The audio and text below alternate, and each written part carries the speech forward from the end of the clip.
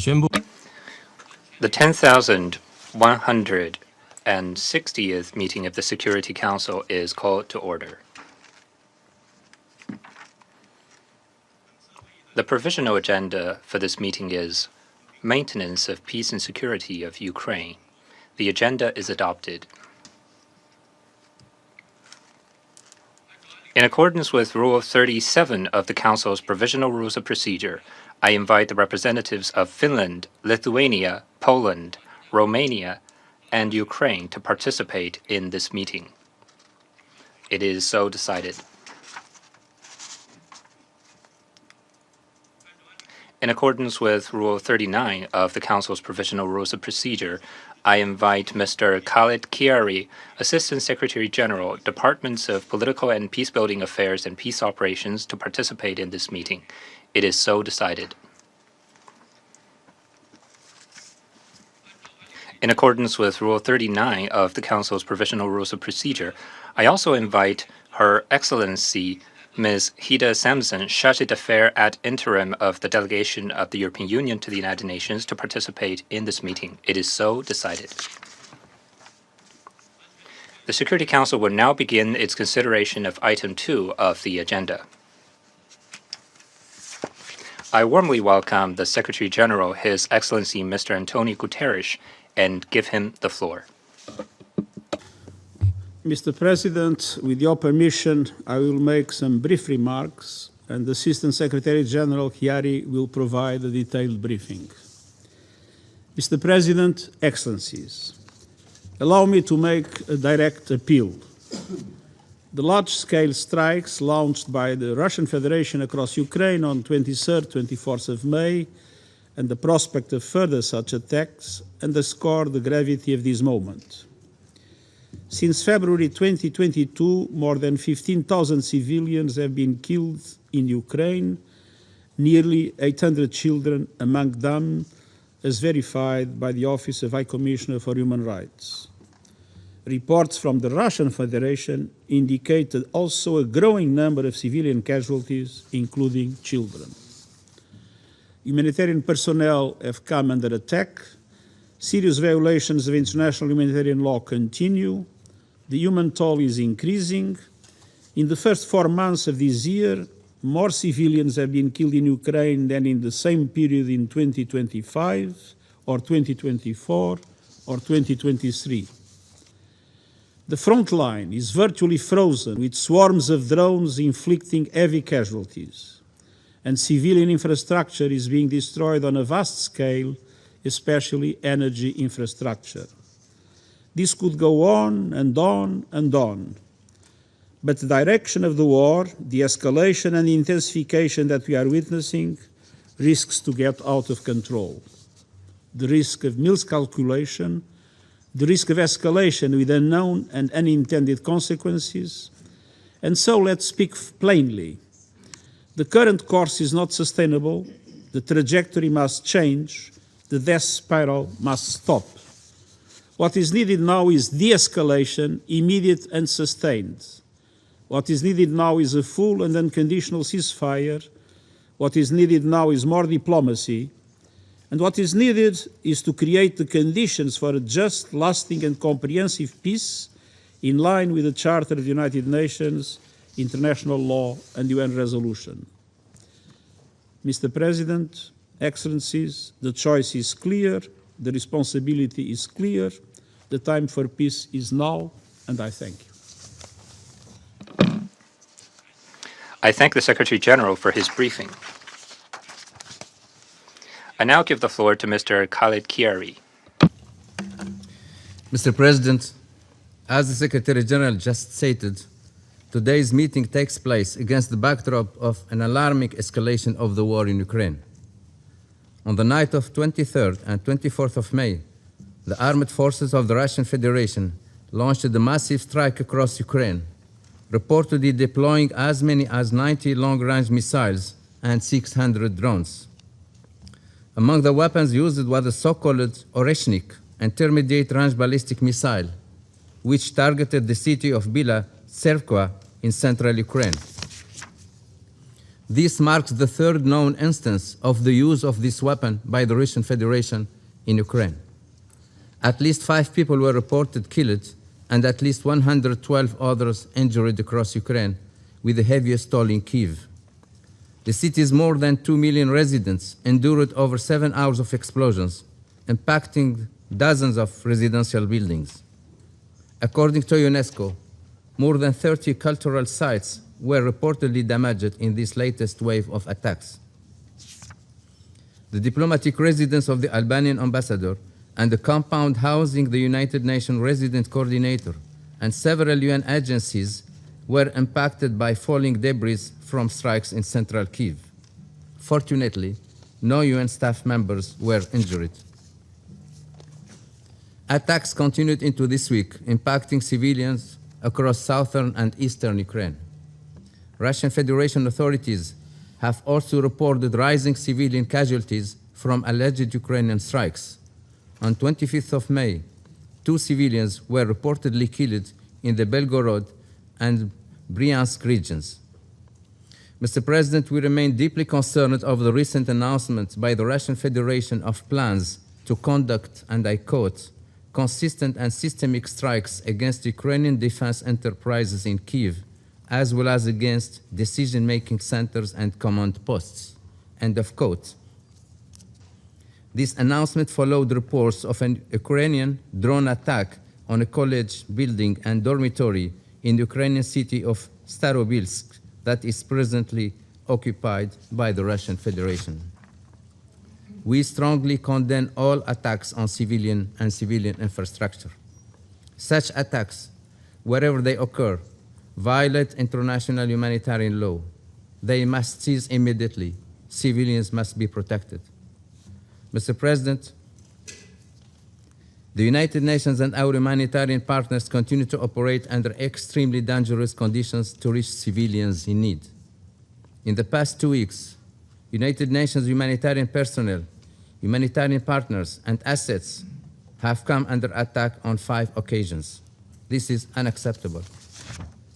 Humanitarian personnel and clearly marked humanitarian missions must be protected at all times in accordance with international humanitarian law. The United Nations stands ready to work with both sides to ensure safe, sustained, and unimpeded humanitarian access to communities in need, wherever they may be.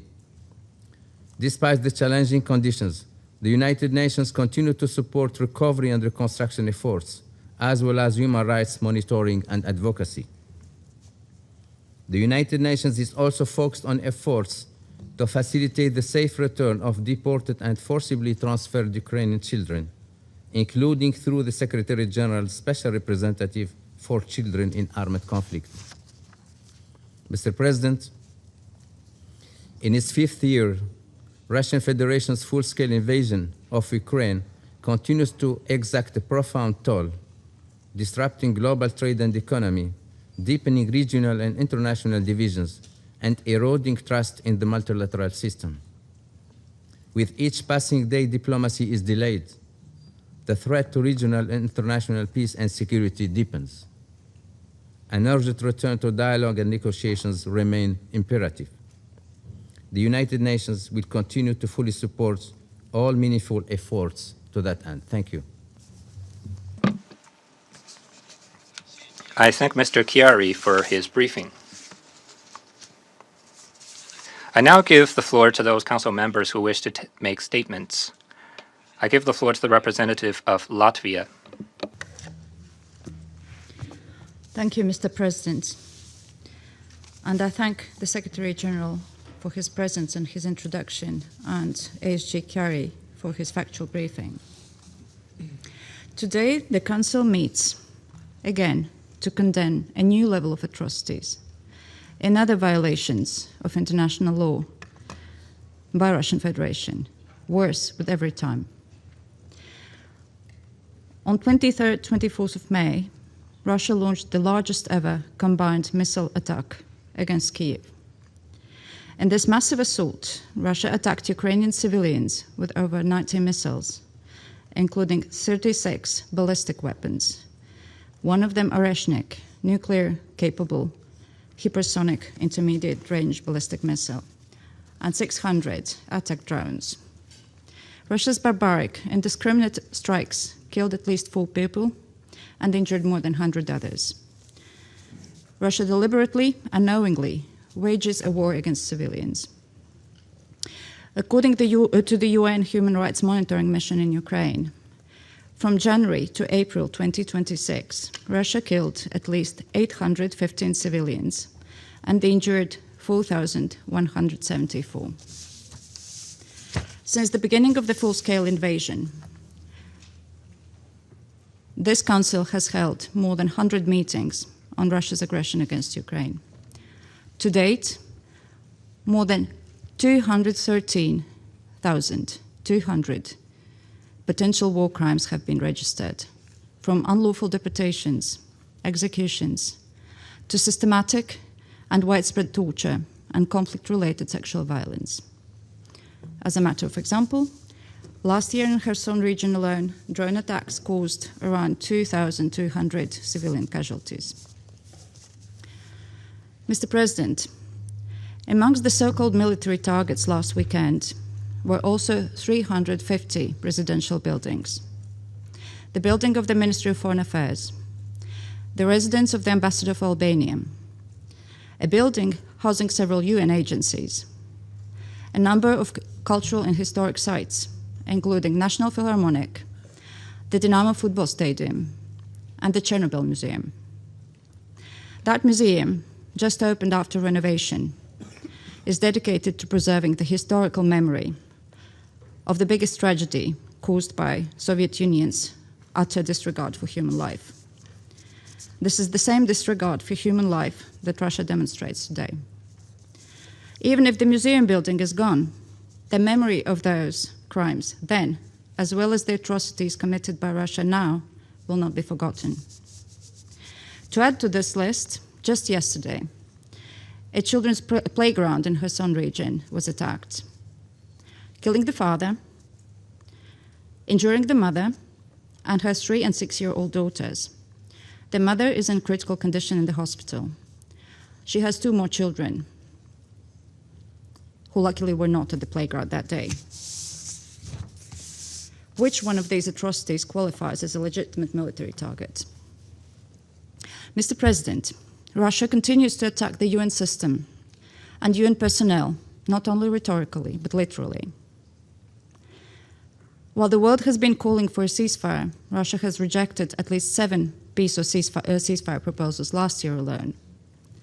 Still, Latvia continues to call for an immediate, full and unconditional ceasefire. Russia cannot win this war on the battlefield. In 2026, it is more visible than ever. No territorial gains, increasing reports on net losses, staggering rate of military casualties, and equipment destroyed. Its model of war is going nowhere. Russia has turned itself into the ultimate architect of its own economic, intellectual, and societal decline. It has decided to escalate its long-standing narrative of victimhood, lies, and conspiracies. Unable to win this war, Russia takes the path of threats and intimidation, and it is a path of self-destruction. Most recently, on 25th of May, Russia issued another threat, calling on foreign citizens, including the personnel of diplomatic missions, to leave Kyiv due to plans to carry out more strikes. Russia's threats will not intimidate us. We are not leaving Kyiv. Our diplomats will continue their work. It is Russia that must leave the internationally recognized territory of Ukraine. Mr. President, Ukraine will survive. Ukraine will overcome. And Ukraine will thrive despite Russia's aggression. Ukrainian innovation and technology are cutting edge. Ukraine's economy is resilient, and the strength and will of the Ukrainian people is unbreakable. Let me give you one more vivid example. Over that weekend, a newly opened coffee shop in Kyiv was damaged by Russia's strikes. It was just newly opened. But the coffee machine still worked. So the owners cleared the rubble, and customers lined up for morning coffee. This is the Ukrainian spirit, the spirit of courage, the spirit of freedom, the spirit of not giving up, no matter how tired they are. Russia's intimidation, including threats of the use of force, will not weaken our resolve, and we continue to stand united with Ukraine against the illegal aggression. It is time to accept the Russian Empire is in the past and nothing will bring it back. I thank you. I thank the representative of Latvia for the statement, and I'll give the floor to the representative of Denmark. Thank you, Mr. President. And I thank Secretary General Guterres for his presence and powerful appeal, and Assistant Secretary Chiari for his briefing here today. Mr. President, for the third time in 10 days, this Council has convened to urgently address the humanitarian suffering caused by Russia's unprovoked and brutal invasion of its peaceful neighbor, Ukraine. Denmark strongly condemns Russia's deadly mass casualty airstrikes on Kyiv and other population centers across Ukraine on May 24th. It was the most intense aerial attack Kyiv has endured since the beginning of the war.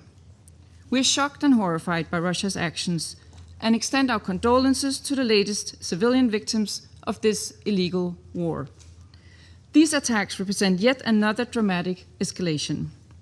Military weapons with terrible destructive powers, including hypersonic missile and nuclear-capable intermediate-range ballistic missiles, were unleashed, resulting in large-scale civilian casualties.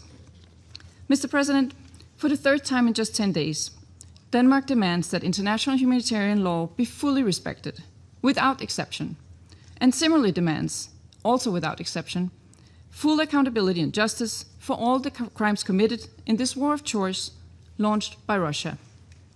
Fundamental principles of international humanitarian law are distinction, proportionality, precaution, and military necessity. At their most basic, they demand the elementary consideration of humanity to limit and, if possible, avoid civilian harm. Instead, we have seen the exact opposite: another Russian attack on Ukraine's cities with more than 100 casualties. Russia claims that it only conducts high-precision strikes exclusively on military targets. And let me name a few of these so-called military targets damaged or destroyed by Russia's attacks on 24th May. Dozens of residential buildings, a metro center being used as an air raid shelter, a school, a supermarket, and many important cultural institutions. UN experts have independently verified that Russia's full-scale invasion has so far killed and injured over 60,000 Ukrainian civilians, including more than 3,500 children.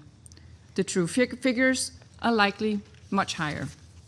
Mr. President, last week, Russia openly threatened military aggression against a fellow council member. Now the Kremlin has threatened systematic attacks on Kyiv and demanded that international staff, including diplomats and humanitarian aid workers, leave the country. An admission that no sites, whether embassies or international humanitarian aid storages or convoys, are off limits to Russia's armed forces.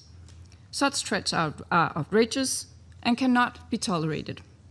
Mr. President, Ukraine has been offering an immediate, unconditional, and comprehensive ceasefire for well over a year. During that time, UN experts have told us that Russia's attacks on Ukrainian civilians have dramatically escalated. Russia's escalating attacks on civilians, its nuclear saber-rattling, threats against other peaceful neighbors, and now against diplomats and international aid workers in Ukraine are signs of desperation in the face of unsustainable battlefield losses and massive economic headwinds. In closing, Mr. President, President Putin's illegal invasion to remove Ukraine's democratically elected leaders and withdraw internationally recognized borders by force has failed. Ukraine has resisted resolutely.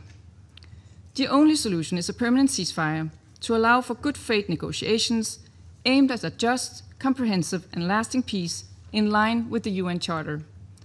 The longer Russia denies reality, the longer civilians will suffer. The international community must continue to pressure Russia to halt its invasion. Until that moment, Denmark reaffirms its steadfast support to Ukraine along with our partners. I thank you. I thank the representative of Denmark. I give the floor to the representative of France. Monsieur le Président, merci. Mr. President, thank you for convening this meeting on the emergency situation in Ukraine yet once again.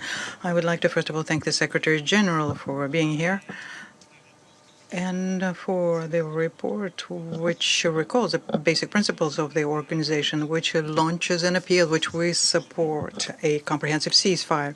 I also would like to thank the Assistant Secretary General Chiari. I thank him for his statement, which confirms a further escalation of violence by Russia in the 5th year of its war of aggression against Ukraine. Mr. President, while the Russian army has been stalling for months on the front line, the Russian authorities have officially announced at the highest level a massive increase in their strikes on the Ukrainian capital, which has already been heavily hit since 2022. With nearly 600 drones and 90 missiles, the latest attack killed at least 4 people and wounded nearly 100 during the night of May 23rd to 24th. Many civilian buildings, many of which are part of the Ukrainian cultural and intellectual life, were affected. The National Museum of Fine Arts, for example, the Chernobyl Museum, the National Academy of Music, the Philharmonic Opera House, the National Library, several universities, and others. In addition to these cultural venues, which are places of identity and memory, a wastewater treatment plant, a vital civilian infrastructure, was also hit. Other regions have also been targeted, including Kharkiv, Odessa, Sumy, and Zhytomyr. While the members of this council were denouncing last week the drone strikes on an OCHA humanitarian convoy in Kherson, a new missile strike targeted a World Food Program warehouse in Dnipro, destroying food that was to be distributed to 130,000 people. Finally, and for the 3rd time since the beginning of its full-scale war in 2022, Russia has used the Oreshnik ballistic missile, which has a nuclear payload capacity, and everyone can see the reference under this fact. Mr. President, the escalation demonstrates the impasse in which Russia is trapped, refusing to engage in peace negotiations while Ukraine continues to repel its assaults on the ground, and while such negotiations have been offered, Russia is trying to compensate for its failures on the front line with further relentlessness on the Ukrainian capital against its population and humanitarian organizations working on the ground. This new Russian attempt to make a country bend by targeting civilian population and vital infrastructure contravenes the Geneva Convention. France denounces this new irresponsible escalation, and we pay tribute to the Ukrainian people, and we reiterate our unwavering support for Ukraine. Mr. President, France condemns Russia's unacceptable threats against Ukrainian civilians and against the diplomatic representations in international organizations present in Ukraine, as was expressed by the Russian Foreign Ministry and relayed by the permanent representative of Russia several days ago. This was assumed and claimed by the Russian side, and these threats are in flagrant contravention of the 1961 Vienna Convention on Diplomatic Relations and international humanitarian law, and are absolutely unacceptable, especially coming from a permanent member of the United Nations Security Council. These statements do not in any way exempt Russia from respecting its international obligations. In solidarity with Ukraine since day one, France will maintain its embassy and its diplomatic staff in Kiev. And I would like to salute our fellow diplomats serving in Ukraine. We are proud of you, and you have our full support. Mr. President, another path is possible.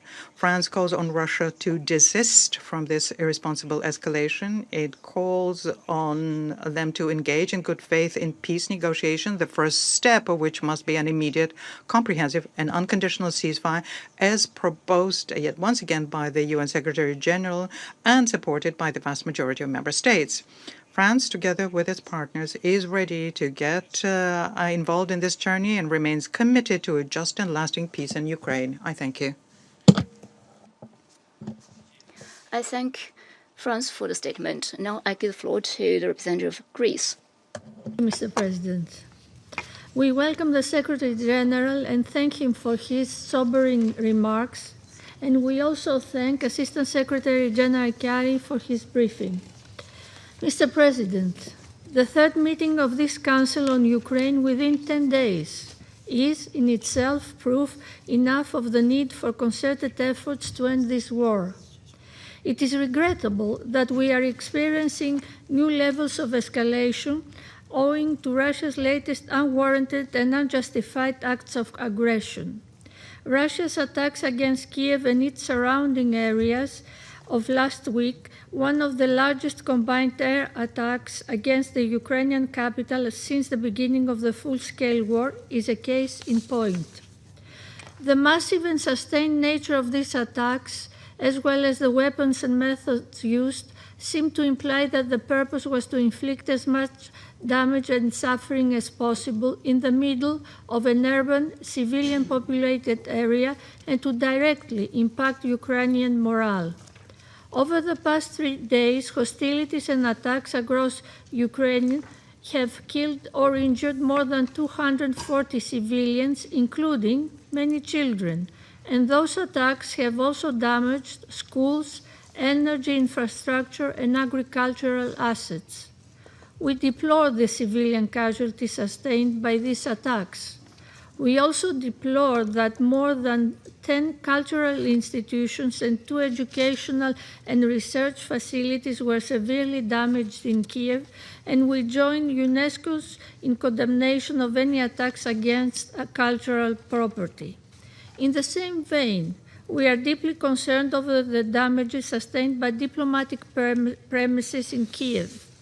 The announcement by the Russian MFA on the 25th of May 2026 calling on foreign citizens, including the personnel of diplomatic missions and international organizations, to leave Kiev due to plans to carry out strikes is unacceptable. We call on Russia to abstain from such warnings or threats against diplomatic institutions and embassies in Kiev, in full respect of the Vienna Convention on Diplomatic Relations.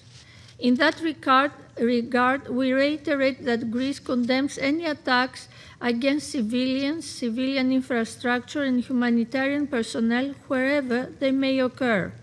We also wish to remind that protection of civilians in armed conflict is absolute, unconditional, and non-negotiable, and that compliance with international humanitarian law is not optional. We deplore any life lost and that adds to the suffering of this conflict and call for full accountability and justice for the victims. Mr. President, we are mindful that, as Russia claims, these attacks were expressly conducted as retaliation against a deliberate strike against a school in Luhansk last week.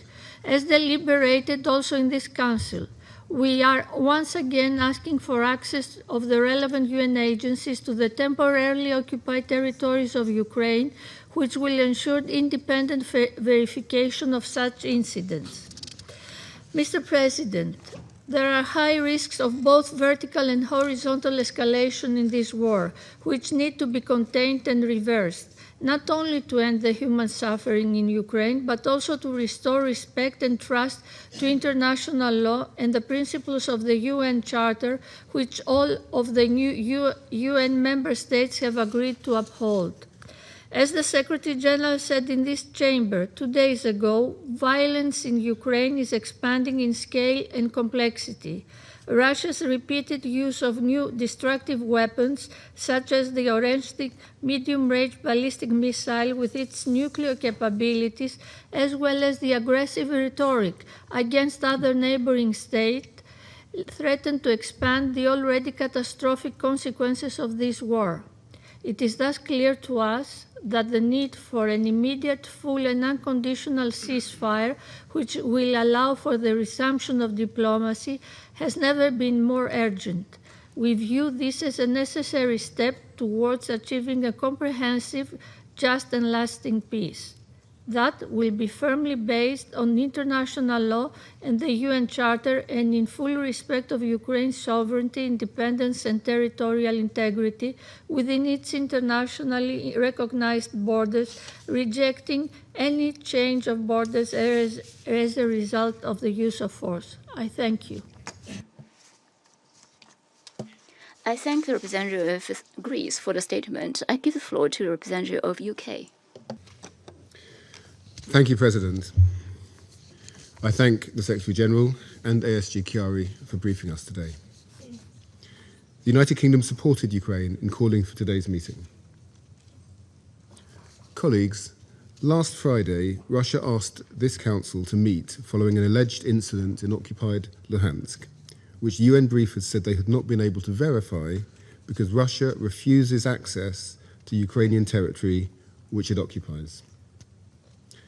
The very next day, Russia launched one of its largest attacks on Kyiv since the start of the full-scale invasion. These strikes caused widespread damage to civilian infrastructure, including residential buildings, schools, emergency service facilities, Ukrainian government buildings, and cultural institutions. These are not just buildings. They sustain essential services and underpin communities. They are people's homes. So far this month, Russian attacks have killed nearly 200 civilians and injured over 1,500 more. May is on track to see the most civilian casualties in Ukraine since the early days of Russia's full-scale invasion. This weekend also marked the third time Russia has deployed an Oreshnik missile, the first time in Kyiv Oblast. Russia's use of this nuclear-capable system in urban environments is brazen and reckless. We are also deeply concerned by reports that diplomatic sites in Kyiv were struck, including UN premises and a residential complex housing the Albanian ambassador. And Russia followed up its attack with threats to diplomats to leave the city, warning of another barrage. Russia attempts to project strength through mass attacks, then comes to this chamber and plays the victim. But the truth is that Moscow's escalating attacks against civilians betray its weakness. Russia is desperate because it is going backwards on the battlefield. New intelligence shows that almost 500,000 Russian soldiers have been killed since the conflict began, while Ukraine still stands firm. Russia's war is failing, so Moscow is resorting to escalation and intimidation. Security Council members have been clear that we need peace, but such peace cannot be achieved while Russia continues its campaign against Ukraine's people. Russia's escalating attacks do nothing to bring us closer to a peaceful outcome, nor do they bring Russia any closer to achieving Putin's war aims. As the Secretary-General said, an immediate, comprehensive ceasefire is essential. I thank you. I thank the United Kingdom for the statement. I give the floor to the representative of Panama. Señor Presidente. Mr. President, we thank the Secretary-General, Antonio Guterres, and Assistant Secretary-General Khaled Chiari for their valuable contributions. We recognize the participation of the distinguished delegations that are joining us today. Mr. President, today the Security Council is meeting for the third time in the space of a month to address the intensification of the conflict in Ukraine. We regret the fact that calls for a cessation of hostilities expressed in this Council have not been heeded by the parties involved in this conflict.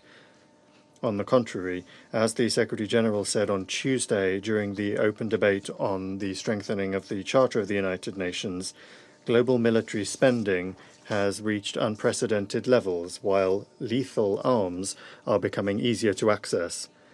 The vast majority of the members here present have urged the resumption of conversations that would allow for moving towards a negotiated and lasting political solution, one that could put an end to this conflict in accordance with the principles of international law and the Charter of the United Nations. Just the day before yesterday, in the open debate, we referred to the commitment that all of the members of this organization made with the Charter and its principles, made to the Charter and its principles. And today, those principles need to prevail, and they must be our guide. Mr. President, Panama firmly maintains that the protection of civilians must constitute an unquestionable priority in this and in all conflicts. The protection of civilians cannot depend on political or military considerations. The recent attack against Ukraine combined around 600 drones and 90 missiles, including a hypersonic ballistic missile, which demonstrates a particularly alarming escalation in the level of violence being employed. Once again, we condemn the use of means of warfare of this magnitude against inhabited areas because of the grave humanitarian consequences that they entail and because of the risk of a further destabilization of the region. Moreover, we are concerned by damage to civilian infrastructure, the destruction of which exacerbates the impact of these attacks and jeopardizes cultural heritage, identity, and historic memory. Panama calls upon all of the parties to the conflict to commit to a sustained dialogue in good faith that could pave the way towards a genuine and firm commitment to de-escalate and to establish an immediate, lasting and verifiable ceasefire that would allow for a just and sustainable peace to be reached in Ukraine. It is the shared responsibility of this Council to work together to reduce tensions, to guarantee unrestricted access to humanitarian assistance, and to keep our commitment to human dignity. Thank you very much. I thank the representative of Panama for the statement. I now give the floor to the representative of the United States.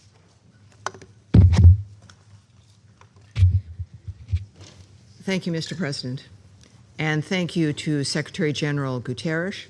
Thank you, sir, and Assistant Secretary General Chiari for your remarks today. The latest mass strikes against Kyiv by Russia over the weekend, including the deployment of the Orishnik hypersonic ballistic missiles, are an inexplicable, dangerous, and barbaric escalation. They are another example of why the Russia-Ukraine war must end immediately and permanently.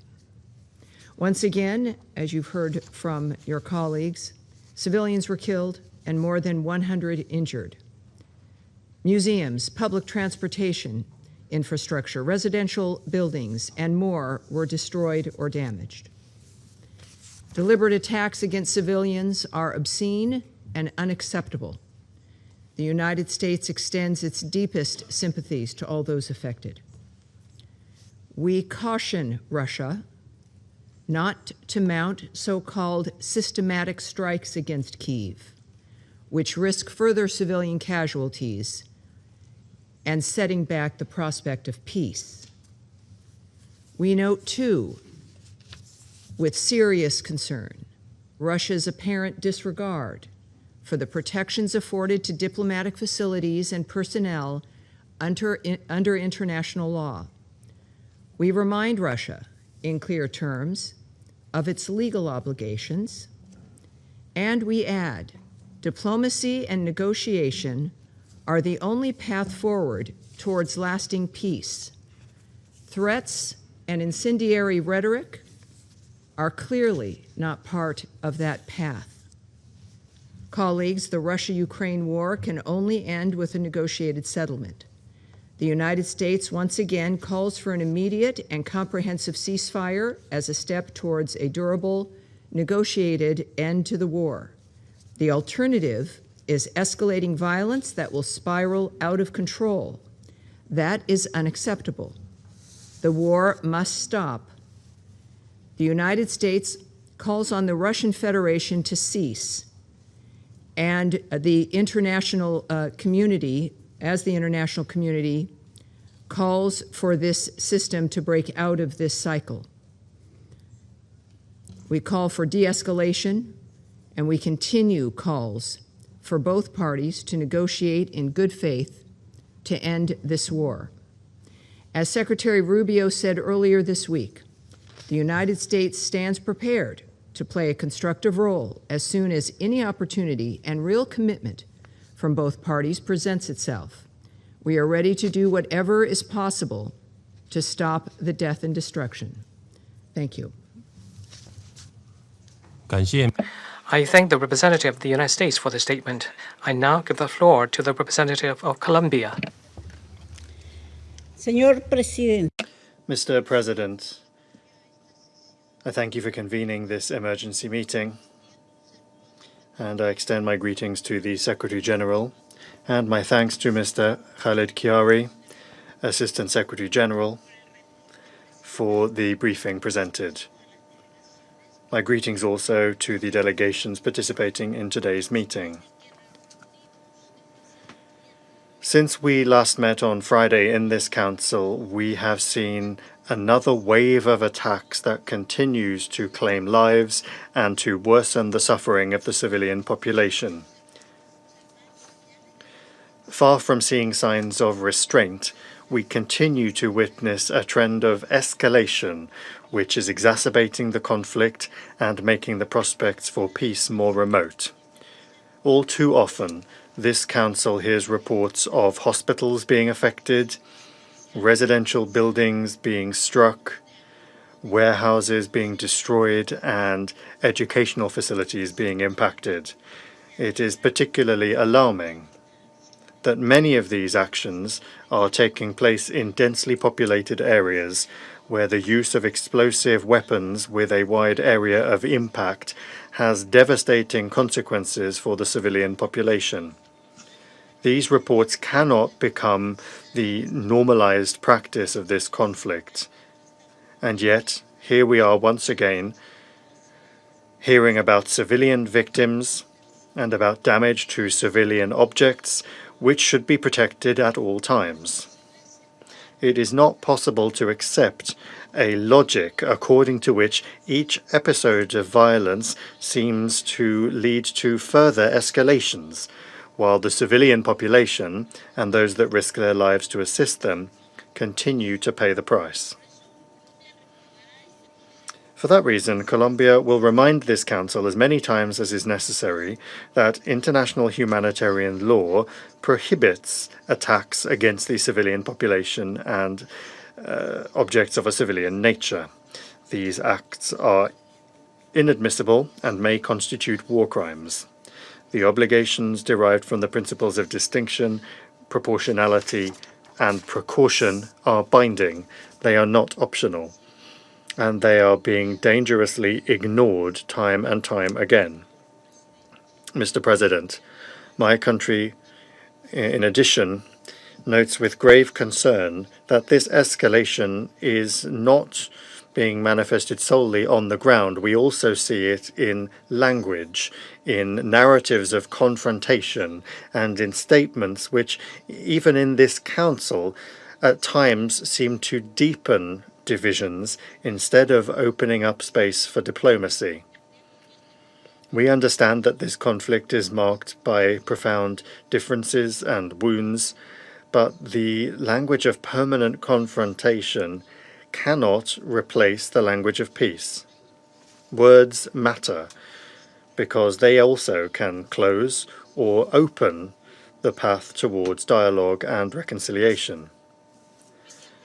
Mr. President, through Resolution 2774, this Council made a clear call for a rapid end to the conflict and urged for progress towards a lasting peace between Ukraine and the Russian Federation.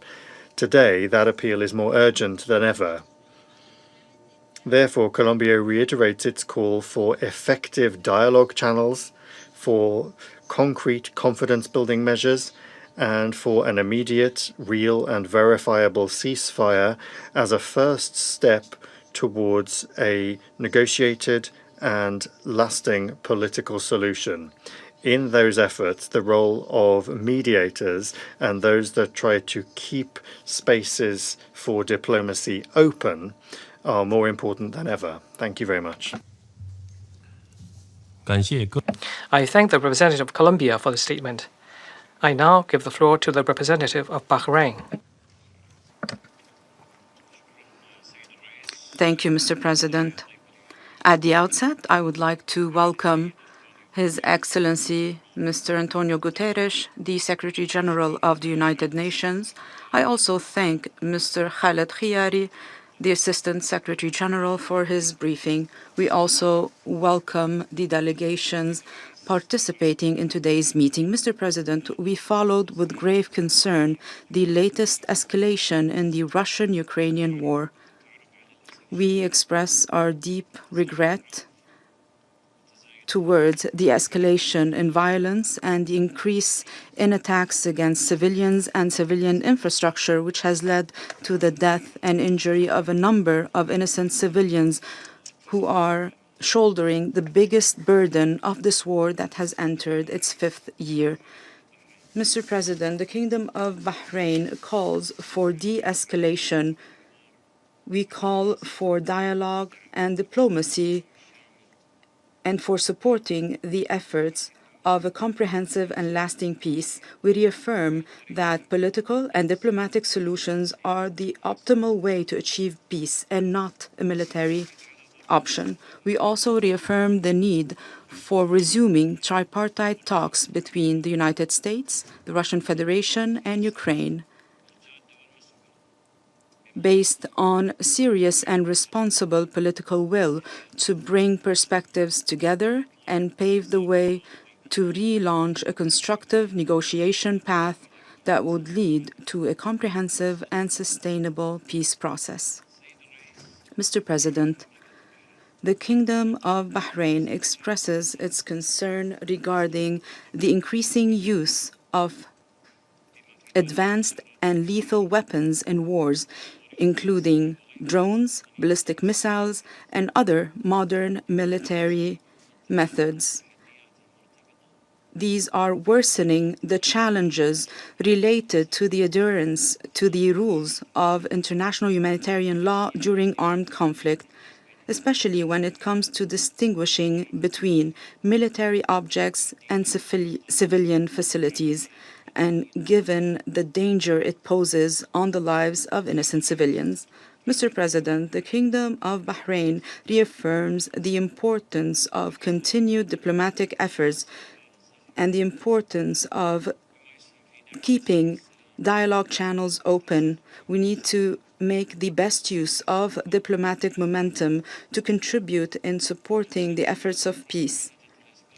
We also reaffirm the need to address the root causes of conflicts, and all security concerns of all parties should be taken into account to reach a peaceful, sustainable solution of the conflict and to guarantee security and stability in the European continent. In conclusion, Mr. President, the Kingdom of Bahrain reaffirms its support for a comprehensive political solution that ends this destructive war in line with the principles of the UN Charter, the rules of international law, and Security Council Resolution 2774 to contribute to maintaining international peace and security. I thank you. I thank the representative of Bahrain for the statement. I now give the floor to the representative of Liberia. Thank you, Mr. President. Liberia thanks the Secretary General for his presence and brief remarks, and also thank ASG Khiari for his briefing. We take the floor today not to relitigate the origins of this conflict, nor to assign blame that this Council has already assigned many times over. We take the floor because the situation on the ground has entered a phase that demands a different kind of response from us. Not louder condemnations, but more precise actions. The civilian toll is now measured in the tens of thousands. Infrastructure that entire populations depend on, power, water, medical care facilities, is being struck with regularity. Women and children are bearing disproportionate share of the displacement, deprivation, and long-term trauma that follow these attacks. Mr. President, Liberia recognizes that this conflict carries grievances, security concerns, and historical narratives on multiple sides. We do not dismiss that complexity, but complexity is not a legal exemption. Whatever the political origins of this war, the obligations of international humanitarian law apply uniformly to every party in every engagement. Liberia, therefore, urges both parties without delay to comply fully with their obligations under international law, including the protection of civilians and civilian infrastructure, the facilitation of safe and sustained humanitarian access, and cooperation with credible verification and independent investigation mechanisms. With that in mind, Liberia offers 3 concrete proposals designed to function even in the absence of a ceasefire. First, a protected systems compact. The Secretary General should be mandated to maintain a live, satellite-verified registry of civilian critical infrastructure, power grids, water systems, medical facilities, humanitarian distribution sites, shared in real time with all parties. The principle is straightforward. What is visibly and verifiably protected is harder to strike with impunity. This is not a new legal obligation. It is an operational mechanism to make existing obligations more legible. Second, a civilian impact trigger. The Council should establish an automatic procedural response. Any verified incident exceeding a defined civilian casualty threshold compels a Council session within 72 hours, with a public compliance assessment from the Secretariat. Not to re-debate the war, but to ensure that mass casualty incidents do not disappear quietly or go into procedure. Visibility itself is a form of accountability. Third, a rolling restraint framework. Comprehensive ceasefire. Negotiations remain blocked. Liberia does not pretend otherwise, but we propose an incremental alternative that both parties commit to renewable 72-hour suspension of strikes on protected systems, verified by the UN, with each successful cycle extended. This is not a peace agreement. It is a discipline, one that builds the habit of restraint before the conditions for peace exist. Progress does not always arrive whole. Mr. President, Liberia is a small state. We have no leverage to compel, but we have sat in this chamber and received peacekeeping forces when our own institutions failed us. And we know that it means what it means when the international system chooses engagement over abandonment. We are asking this Council to make the same choice now, not to end this war by declaration, but to constrain how it is fought, step by step, through mechanisms that are practical, reciprocal, and available today. That is what this moment requires, and Liberia will keep saying so until it is heard. I thank you. I thank the representative of Liberia for the statement. I now give the floor to the representative of Somalia. Thank you, Mr. President. We thank the Secretary General for his remarks. We also thank ASG Khalid Khiari for his comprehensive briefing.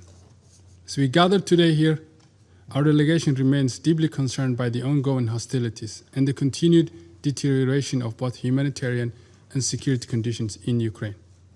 Recent developments demonstrate that the longer this conflict continues, the longer the human suffering is prolonged and the prospect for a sustainable peace is diminished.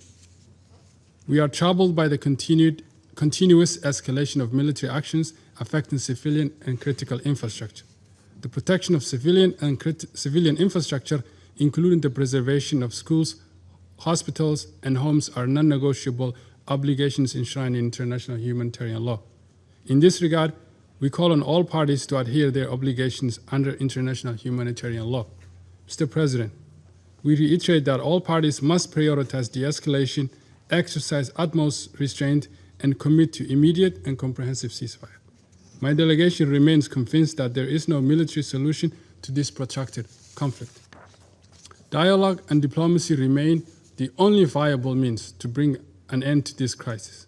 While we note the diplomatic tracks have reached an impasse in recent weeks, we continue to encourage international diplomatic initiatives, particularly the tripartite talks among the United States, Ukraine, and the Russian Federation.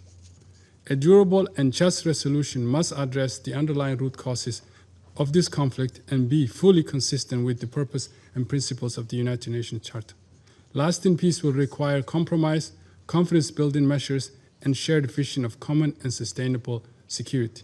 In closing, Mr. President, my delegation reaffirms its unwavering support for all diplomatic efforts aimed at achieving a resolution that restores peace, security, and stability. The people of Ukraine and all those affected by this conflict deserve a future defined by peace, prosperity, and dignity. I thank you. I thank the representative of Somalia for the statement. I now give the floor to the representative of Pakistan. Thank you, President. I would like to thank Secretary General Guterres for his remarks. We, in fact, fully endorse his call for bringing this tragic conflict to an end and for a comprehensive peace through diplomacy and in line with the UN Charter. We also take note of the briefing by ASG Khalid Khiari. President, the Council is meeting for the third time in a little more than a week to deliberate on the Ukraine conflict. Now, well into its fifth year, this conflict continues to rage, leaving trail of widespread destruction and upending lives and livelihoods of millions of people. The sharp escalation in fighting witnessed recently and the resultant far-reaching humanitarian impact is alarming and deeply troubling. My delegation wishes to reiterate Pakistan's clear, consistent, and principled position on matters related to international law, including international humanitarian law, and the obligations of the concerned parties. The principles of IHL are fundamental and must be fully and consistently adhered to by all parties without exception. And let me also say that the protection of diplomatic compounds is guaranteed under international customary and treaty law, and this obligation must be scrupulously followed by all parties. President, this recent escalation demonstrates yet again the imperative of a pacific settlement of this conflict. A meaningful and earnest commitment to dialogue and diplomacy is the only way to bring lasting peace and help restore much-needed stability in this region.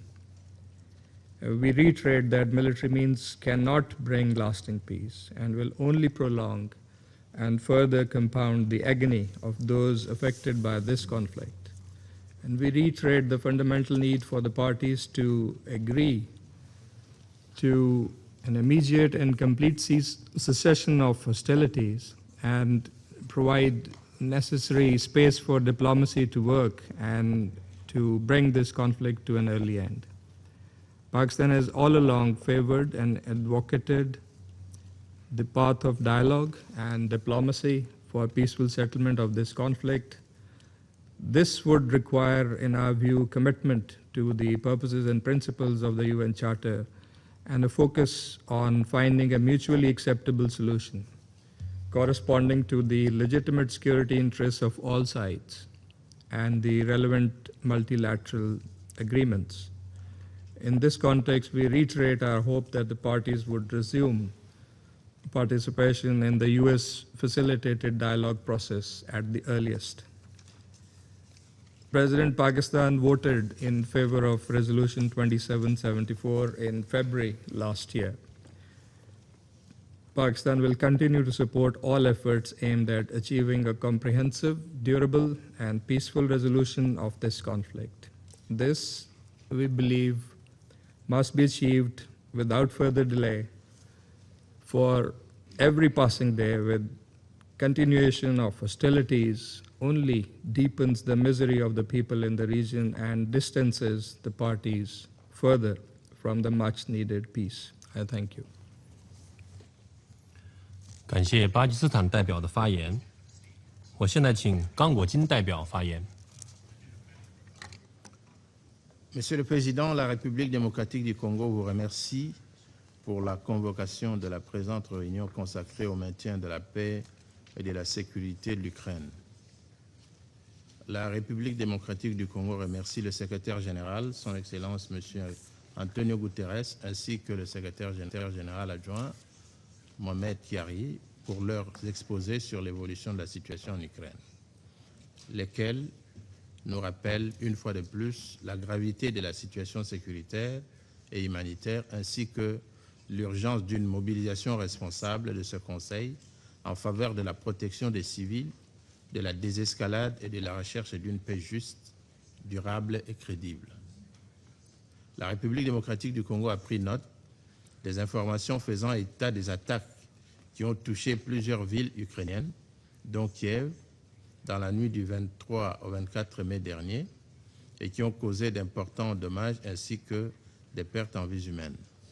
Elle exprime sa profonde préoccupation face à la poursuite d'une escalade militaire qui semble désormais s'inscrire dans une logique de confrontation permanente et dont les populations civiles demeurent les premières victimes. Le fait que le Conseil soit saisi une nouvelle fois de la situation en Ukraine après sa récente réunion du 22 mai est non seulement la preuve de l'intensification des hostilités, mais également la conséquence de l'enlisement progressif d'un conflit dont les conséquences deviennent chaque jour plus diffuses, plus incontrôlables et plus dévastatrices. Cette situation est inacceptable. La République démocratique du Congo est profondément préoccupée par cette spirale qui continue des frappes, des représailles et des contre-représailles qui s'apparentent à la prévalence d'une véritable logique de guerre au détriment de toute perspective de règlement politique. Cette logique, si elle s'enracine davantage, va malheureusement éloigner les perspectives d'une paix durable. Monsieur le Président, ma délégation estime que le Conseil de sécurité ne peut se limiter à constater la dégradation continue de la situation sans mesurer pleinement les responsabilités qui lui incombent au regard du maintien de la paix et de la sécurité internationale. Chaque nouvelle escalade, chaque nouvelle vague de frappe et chaque nouvelle atteinte aux civils rappelle avec acuité l'urgence d'un sursaut collectif en faveur de la désescalade et du dialogue.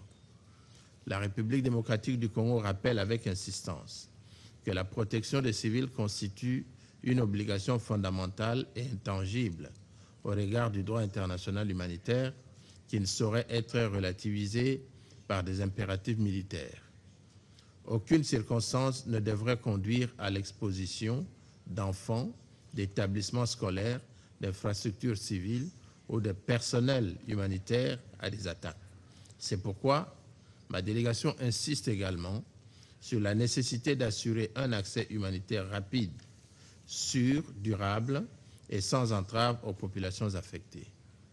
Le personnel humanitaire, les professionnels de santé, les secouristes ainsi que les infrastructures d'urgence doivent continuer à bénéficier d'une protection effective. La République démocratique du Congo réaffirme avec constance qu'il ne saurait exister de solution durable à cette crise par la seule voie militaire. Seul un dialogue sincère, la retenue, la désescalade et un engagement résolu en faveur de la diplomatie peuvent ouvrir la voie à une paix crédible et durable. À cet égard, ma délégation exhorte toutes les parties à œuvrer activement à l'apaisement des tensions et soutient les initiatives diplomatiques et de médiation en cours, notamment celles entreprises par les États-Unis d'Amérique ainsi que par l'Union européenne. Pour conclure, Monsieur le Président, l'histoire des relations internationales enseigne que les conflits les plus douloureux ne trouvent d'issue durable ni dans l'escalade ni dans l'accumulation de souffrances, mais dans la capacité des parties à recréer les conditions minimales de confiance permettant le retour du dialogue.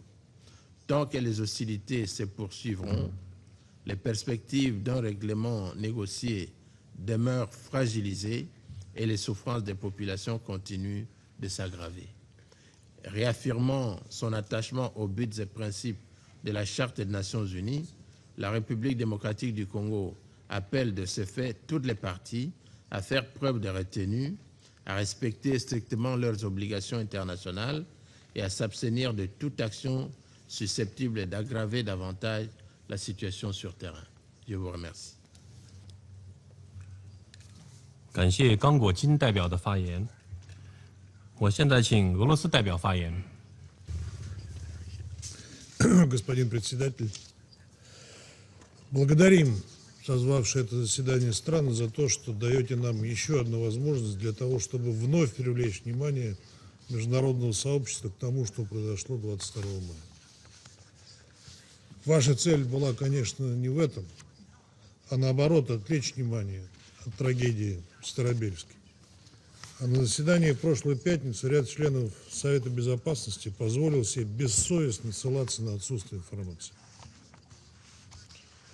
В ночь на 22 мая киевский режим вновь проявил свою террористическую сущность, нанеся варварский прицельный удар по Старобельскому педагогическому колледжу и общежитию, применив 16 БПЛА. Эта трагедия унесла жизни 21 человека, прежде всего молодых девушек, 44 человека получили ранения. Если вдруг кто-то в этом зале по-прежнему сомневается, либо не знаком с последствиями удара по Старобельску, то мы рекомендуем посмотреть видеорепортаж, который мы продемонстрировали в ходе пресс-конференции 26 мая. Приехавшие на место трагедии по приглашению российской стороны более 50 журналистов из 19 стран лично убедились в достоверности информации. Как бы ни пытался оправдываться Киев, как бы ни старались так называемые ведущие западные СМИ закрывать глаза на произошедшее, то, что случилось ночью 22 мая, это циничный террористический акт. Жестокость, с которой киевский режим расправился с детьми, можно сравнить лишь с действиями нацистов и их пособников в годы Второй мировой войны, безжалостно истреблявших мирное население. Особенно поражает лицемерие и циничная реакция делегаций европейских стран, которые обычно мгновенно выступают с обвинениями в адрес России, когда им это политически удобно. Но в данном случае предпочли фактически не заметить трагедию и возложить ответственность на Москву. Но мы не были удивлены тогда и не удивлены сейчас. О каком человеческом сострадании с их стороны может идти речь, когда кровь детей Старобельска и на их руках? Ведь их страны на протяжении многих лет снабжают террористический режим Зеленского деньгами, разведданными, оружием, боеприпасами, вдохновляют его на новые преступления против мирных жителей, а затем прикрывают его, рисуя его в роли жертвы. Секретариат ООН, столь оперативный в одних случаях, к сожалению, вновь ограничился общей риторикой и максимально обтекаемыми формулировками, уклонившись от прямой оценки действий Киева. Мол, отсутствует доступ на место трагедии, нет возможности верифицировать данные. Мы заявляли неоднократно, что представители ООН могут посещать ДНР, ЛНР, Запорожскую и Херсонскую области через территорию России. Однако такие возможности ООНовцы не используют. Почему секретариат ООН так легко находит слова, когда нужно поддержать западную версию событий, и так мучительно подбирает выражения, когда нужно назвать украинский удар по детям преступлением? Почему одни жертвы заслуживают немедленного сострадания, а другие нет? Почему гибель несовершеннолетних в одном месте становится поводом для громких заявлений и осуждений, а гибель детей в Старобельске встречает молчание? Вот вам очередное яркое проявление двойных стандартов и лицемерия Запада. Однако этот террористический акт не мог остаться и не остался безнаказанным. Господин председатель, 24 мая вооруженные силы России нанесли массированный удар по объектам военного управления, авиабазам и предприятиям оборонно-промышленного комплекса Украины с применением ракет «Орешник», «Искандер», «Кинжал», «Циркон», крылатых ракет воздушного, морского и наземного базирования, а также ударных БПЛА. Среди пораженных целей в Киеве и Киевской области были объекты украинского военно-промышленного комплекса, военной инфраструктуры, пункты управления Главного командования сухопутных войск, Главного управления разведки Минобороны Украины и другие пункты управления ВСУ. Удары по объектам гражданской инфраструктуры Украины не планировались и не осуществлялись. Этот удар возмездия в украинской столице является прямым следствием целенаправленных шагов по разжиганию конфликта со стороны Зеленского и его кураторов. Террор против мирных россиян, которых Киев при одобрительном молчании своих подельников на Западе уже давно превратил в инструмент ведения войны, мы и впредь без ответа оставлять не будем. Тем более, что циничный теракт в Старобельске далеко не единичный случай. Только за прошлую неделю в результате атак боевиков киевского режима погиб 51 мирный житель, и еще 199 человек, в том числе 20 детей, получили ранения. Это не сухая статистика, а человеческие жизни, женщины, дети, пожилые люди. За тот же период по гражданским объектам, в том числе по жилым кварталам, школам, больницам на территории России, было выпущено свыше 4300 беспилотников, в том числе по Москве и Подмосковью. Обращаю ваше внимание, что в сложившихся условиях вооруженные силы России продолжают последовательное нанесение системных ударов по предприятиям украинского ВПК в Киеве, включая конкретные места проектирования, производства, программирования и подготовки к применению дронов, используемых киевским режимом при содействии натовских специалистов, ответственных за поставки комплектующих, предоставление разведданных и целенаведения. Удары будут наноситься и по центрам принятия решений, и по командным пунктам.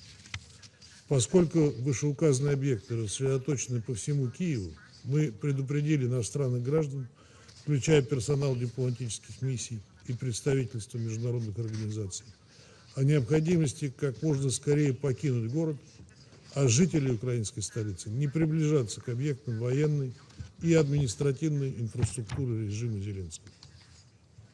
Повторим то, о чем мы говорили ранее неоднократно. Наши вооруженные силы не бьют по мирным жителям и гражданской инфраструктуре. Мы наносим удары исключительно по объектам, связанным с военным управлением, производством вооружений, размещением техники, логистикой, энергетическим обеспечением военной машины и инфраструктуре, используемой в интересах украинских вооруженных формирований.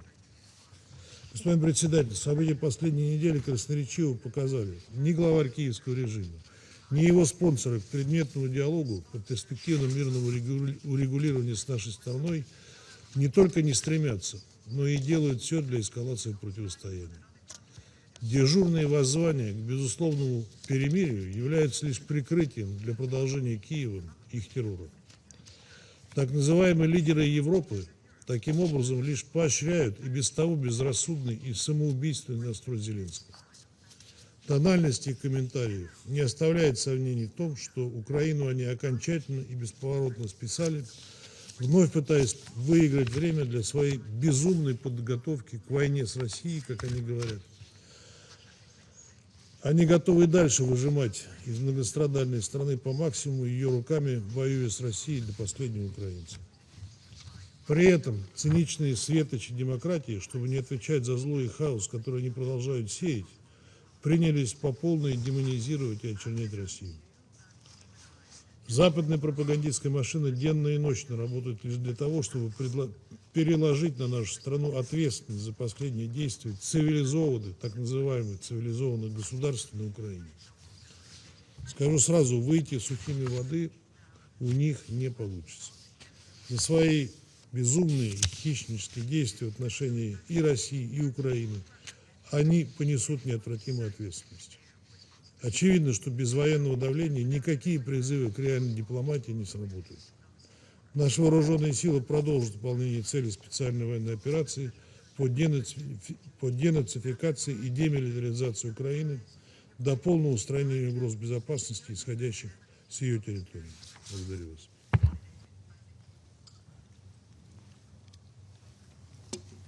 感谢俄罗斯代表的发言。我现在以中国代表的身份发言。我感谢古特雷斯秘书长的发言和基亚利助理秘书长的通报。中方注意到基辅遭到的袭击的报道，对袭击造成平民伤亡深表关切。任何情况下，平民都不应该成为袭击目标。 平民的安全应该得到保护。中方谴责任何针对无辜平民的袭击。乌克兰危机持续延宕，近来地面形势非但没有得到缓和，反而愈演愈烈，不断发生新的平民伤亡，令人痛心。过去10天，安理会3次举行乌克兰问题会议，我们一次次目睹战火的蔓延，战争的残酷。 这样的局面不应再继续下去。中方呼吁当事方保持最大程度的冷静克制，以和平为重，以人民为重，停火止战，严格遵守国际人道法，停止攻击平民和民用基础设施，推动战场局势尽快降温，化解危机，争取和平，保护平民，最根本的 是通过对话谈判消弭冲突。和平之路尽管崎岖，但对话总比对抗好，和谈总比战争强。中方支持一切致力于和平的努力，希望有关各方早日恢复接触，继续谈判，相互展现政治意愿，重视并解决彼此合理安全关切。 在充分完全遵循联合国宪章原则基础上，消除危机根源，争取达成全面、持久、有约束力的和平协议。在乌克兰问题上，中方始终主张各国主权和领土完整都应该得到尊重，联合国宪章宗旨和原则都应该得到遵守，各国合理安全关切都应该得到重视。 一切有利于和平解决危机的努力，都应该得到支持。中方将继续以习近平主席提出的4个应该为根本遵循，同国际社会一道，为推动和平曙光早日到来、危机早日实现政治解决，做出不懈努力。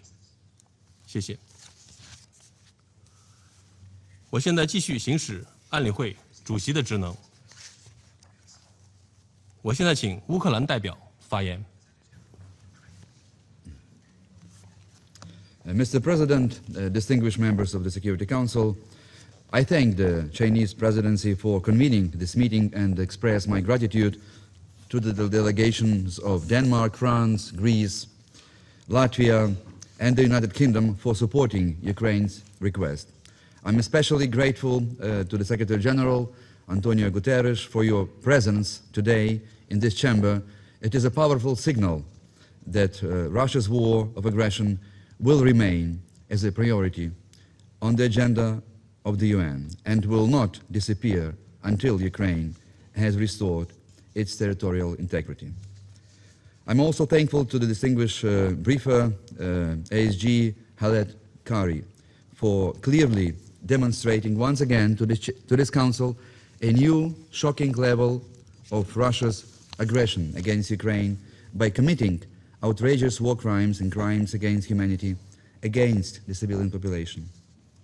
These testimonies and these horrific facts that we just heard will form part of the evidence that will underpin future trials against Russian war criminals and help endure accountability for their every atrocity they committed in Ukraine. Mr. President, before proceeding with my statement, I feel compelled to set the record straight regarding yet another propaganda narrative promoted by the Russian representative today and repeatedly over the last few days concerning the so-called incident in Starobilsk, a fake story that is already collapsing under the weight of its own contradictions. At last Friday's emergency meeting, Mr. Nebenza told this council of, and I quote, 86 students aged 14 to 18 and repeatedly referred to sleeping children, minors, and the deliberate killing of minors. I was listening very attentively to his passionate speech. I always listen to you, Mr. Nebenza. Unlike you, I don't scroll my smartphone to demonstrate disrespect.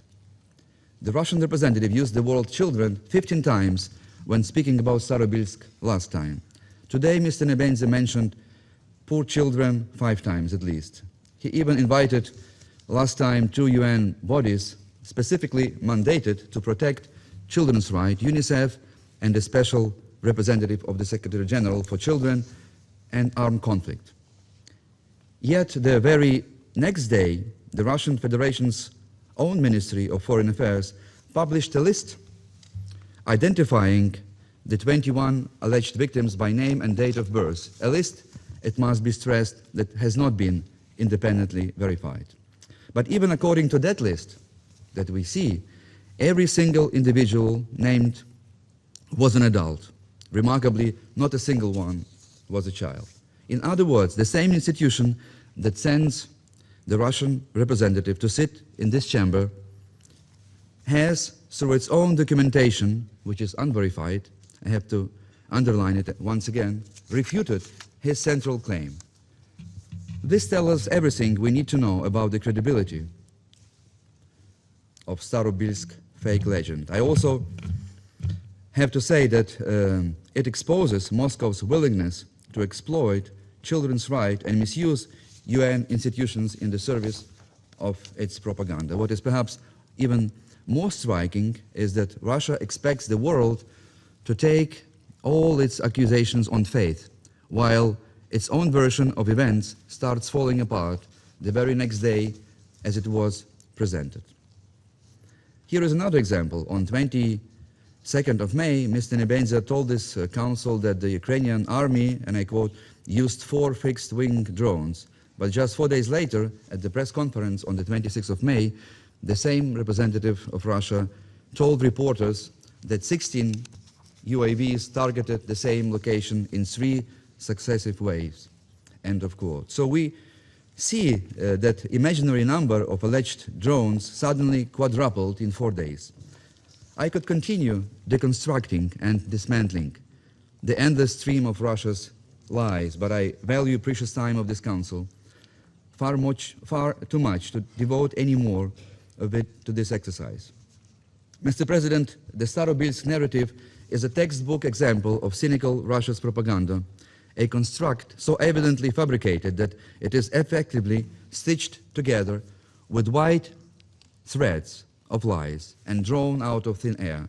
We are seeing yet another attempt by the Russian Federation and by the broader machinery of Mr. Putin's system of disinformation to cynically invent and construct a new victimhood narrative.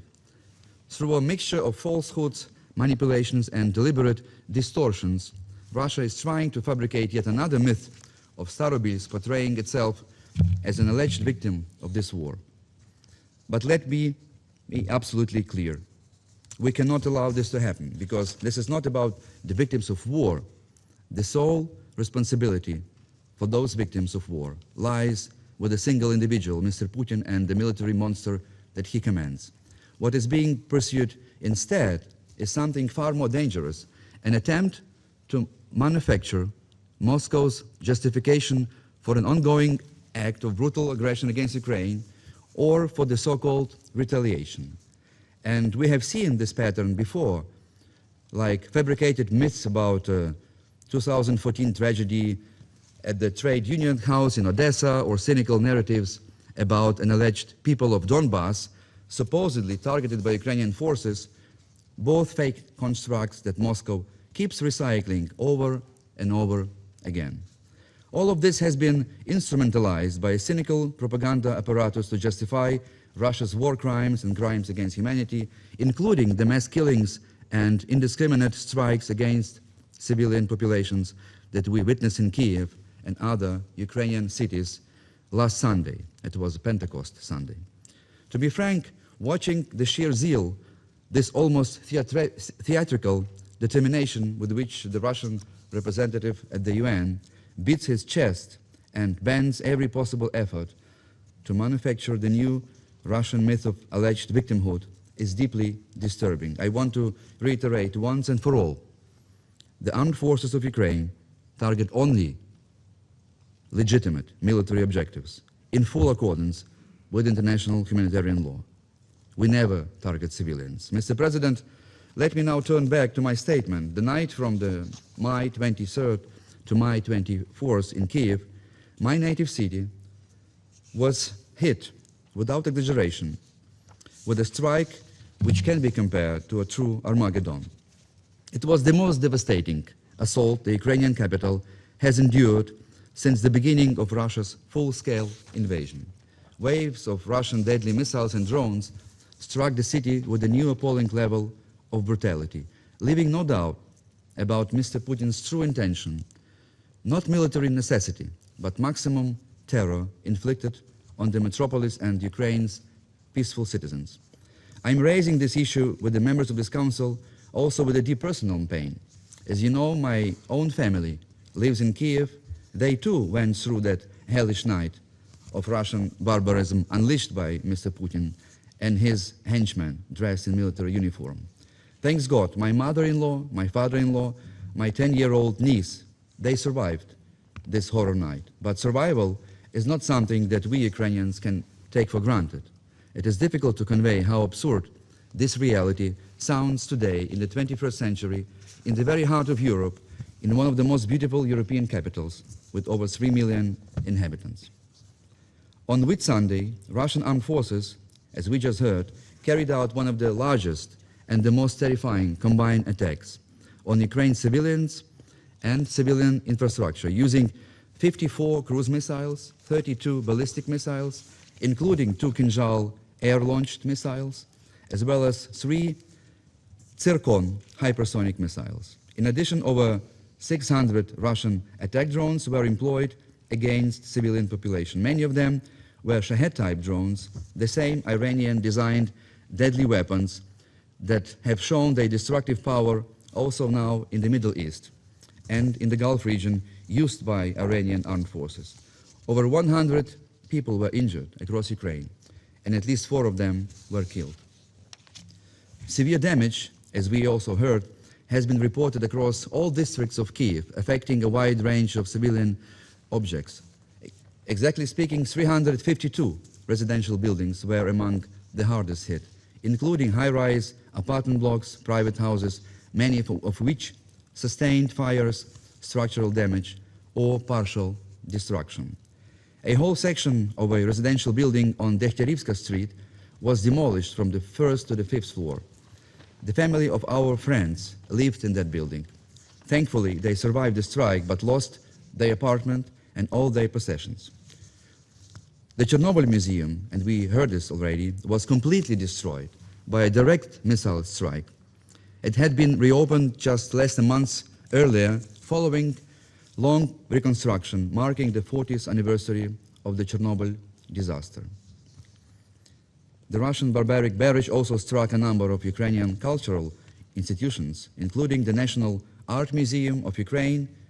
It is our Louvre, or our Metropolitan Museum, the National Philharmonic Hall, the National Music Academy, the Kyiv Municipal Academy Opera and Ballet Theater, the Yaroslav the Wise National Library, the International Center for Culture and Arts, the Ukrainian House Center, and many others. Historic architectural landmarks of our capital, including the Contracts House in Podil district where I live, and the Central Postal Station building were also damaged.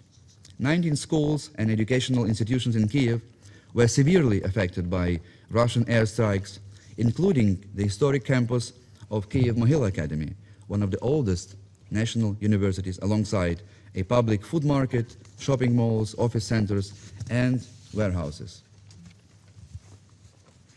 The blast struck also the building of the Ministry of Foreign Affairs, a unique architectural masterpiece erected in 1939 that sustained damage for the first time since the Second World War.